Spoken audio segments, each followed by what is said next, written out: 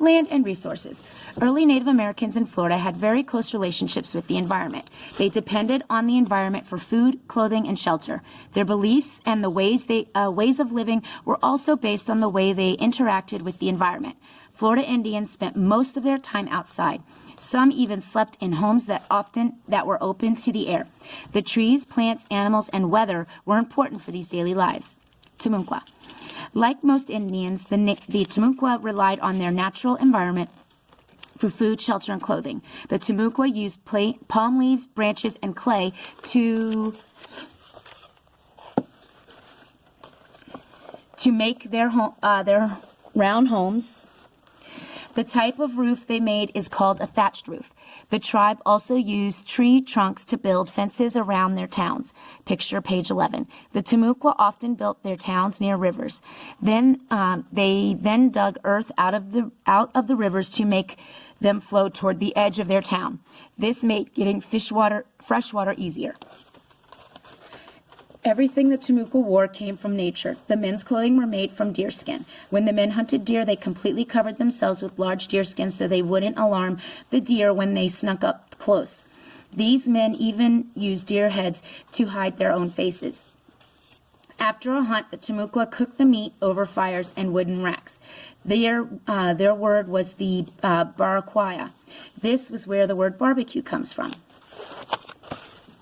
The Tamakwa used materials they found around them in nature to make their homes. The drawing from the 1500s shows the Tamakwa men building a home using local palm trees, palm branches, leaves, and clay. Many parts of the trees were used for shelter and transportation. This 1562 drawing shows Tamakwa men carving a dugout canoe from a tree trunk. They have lit a fire inside the canoe to help burn away parts of the wood they did not need. This 1562 drawing shows Tamakwa Indians preparing and eating a meal. The Tamakwa cooked over an open fire. They used woven baskets to store and carry food. Note the simple clothing of the Tamakwa. Tamakwa women wore shirts made from plant called the Spanish moss. This is the long gray-green plant that grows on trees. The moss grows very thick, so it is very good to use to cover parts of the body. The women also made Spanish moss into belts by turning the plant into threads. Many of these threads were put together to make each belt. Tools and weapons also came from nature. The Tamakwa made bows and arrows from trees and animal parts. They used animal bones and shells as digging tools. Women made pottery from clay for storage and cooking. Apalachee. The Apalachee lived much like the Tamakwa tribe. They built towns in the thick woods of northwest Florida. They used wooden poles from trees to make frames of their round homes.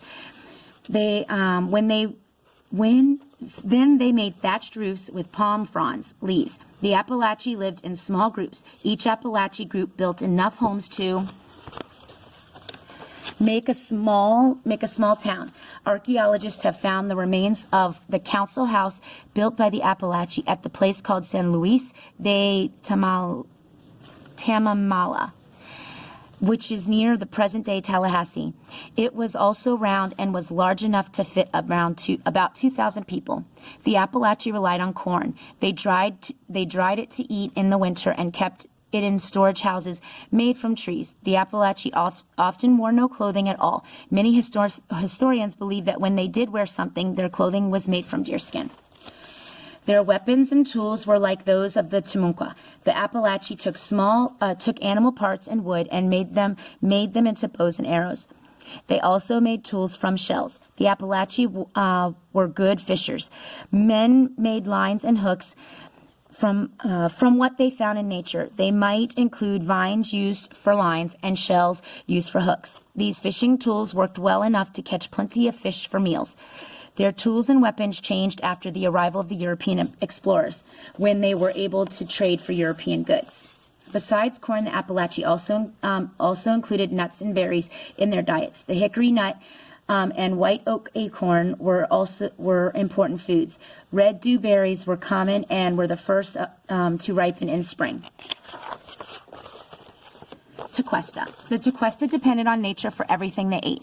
They did not grow their own food, as the Tamakwa and Apalachee did. For food, the Tequesta gathered berries and fruits. Mostly, however, they fished and hunted. That meant the tribe had to know how best to catch fish and were to find deer and other game animals. In order to attract more deer, which they then hunted for food, the Tequesta set controlled fires in the areas in which they lived. This reduced the underbrush and provided better grazing for deers. The Tequesta ate fish and turtles of all kinds. For this reason, they lived near small rivers or beside the ocean in southeast Florida.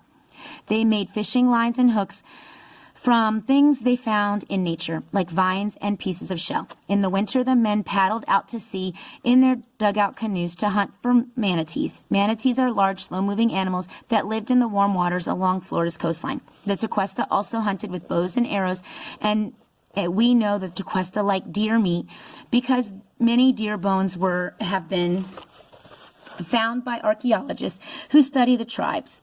Like the Tamakwa and Tequesta, were simple clothing made from deer skin or Spanish moss. The Tequesta hunters carried wooden stakes and ropes. When they found a manatee, they drove the stake into it and threw the rope around the head. Then one man jumped on the manatee's back and rode the animal until it would no longer swim. What is now known as Miami Circle to the left was discovered by archaeologists in 1998 in downtown Miami. The circle is about 38 feet wide, and the holes in the ground probably held poles that supported the roof of the temple of the chief's house and other important building. The Tequesta may have lived here more than 2,000 years ago. The Tequesta women made pottery from clay. They used the simple pots to hold food and to cook. Archaeologists have found some of the pottery in areas in southeast Florida where the Tequesta lived. Calusa. The Calusa of southern Florida lived like the Tequesta in many ways. They also relied on nature to give everything they ate. They did not grow their own food. Instead, they fished and hunted. They also made flour from kunti roots and used it to make bread. The Tequesta used what they found around them to make tools and weapons for hunting and fishing. They used nets made from palm fibers to catch fish such as mullet. They ate shellfish and gathered these in large amounts by diving under the sea. They also made large dugout canoes from trees. These canoes were big and strong enough to cross the ocean. The Calusa used the bow and arrow with points. I lost my spot. Bow and arrow with points made from stone to hunt deer, turtles, and alligators. Like other tribes, they used all parts of the animals they caught. After cooking the meat, they made tools from the animal bones and shells, including turtle shells. In addition to making pottery, Calusa women cooked the tribe's food over wood fires. They made bread by pounding the kunti roots that they gathered. The tribe used the trees that surrounded them to make chickees. Calusa men wore only breech clothes, which they lived in very warm because they lived in very warm part of Florida. The women wore simple covered made by palm leaves and Spanish moss, which were cut and woven together.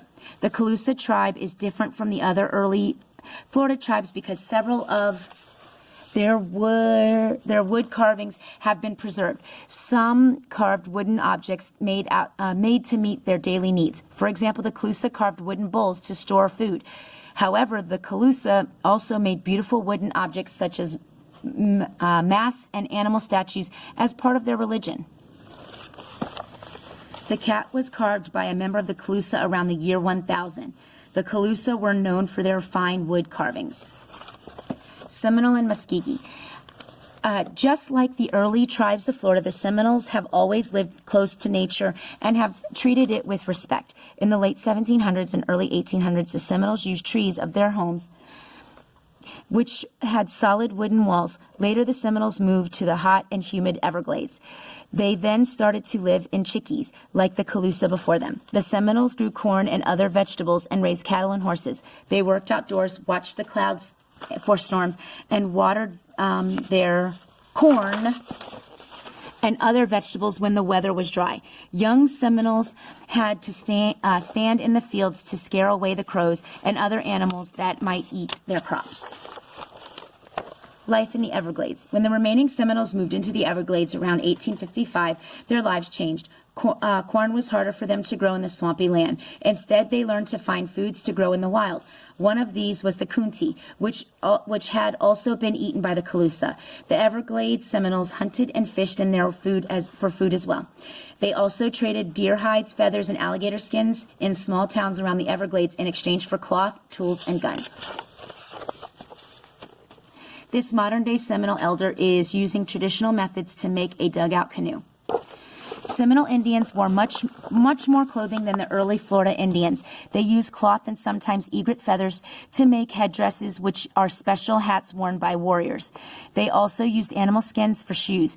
They often had colorful shirts, skirts, vests, and scarves made from cloth used such as cotton, which they traded for at settler stores. Many of today's Seminoles and Muskogee work in the modern businesses and live in modern homes in Florida's towns and cities. However, they still feel a strong love and respect for nature, just as their ancestors did. This photograph of a Seminole Cowboys was taken in 1950 at the Brighton Reservation.